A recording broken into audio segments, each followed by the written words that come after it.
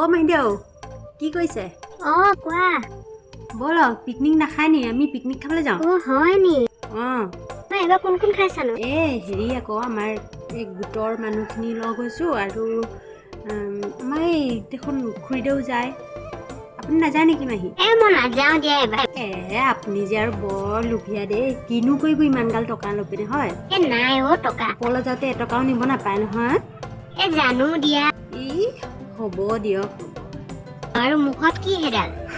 এডাল আজি মানে হেৰি কলগেটো নাই, ব্ৰাছটো এনেই ঘঁহিলে মানে অলপ দাঁতখিনি খোচা নিচিনা পাওঁ, সেইকাৰণে আজি ভাবিলোঁ এই মাৰি এডালকে এনেকৈ ঘঁহি থাকোঁচোন।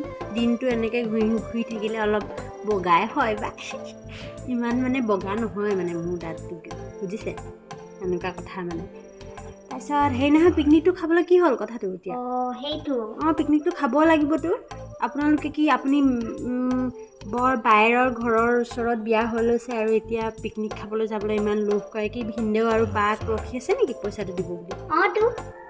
হ'ল টকা ক'ৰ পৰা পাম? আপোনাৰ হাতত টকা নাই বুলি ক'লে নামানো দেই। বেংগলোৰত ইমান থাকি পিনে মহাই ইমান গাল পইচা যে পঠিয়াই থাকে, আপুনি কিনো কৰে? সেইকেইটা টকা এনে কিনো হ'ব? হ'ব পইচাটো দিব মুঠতে, মই গধূলি আহিম আৰু পইচাটো লৈ যাম দেই।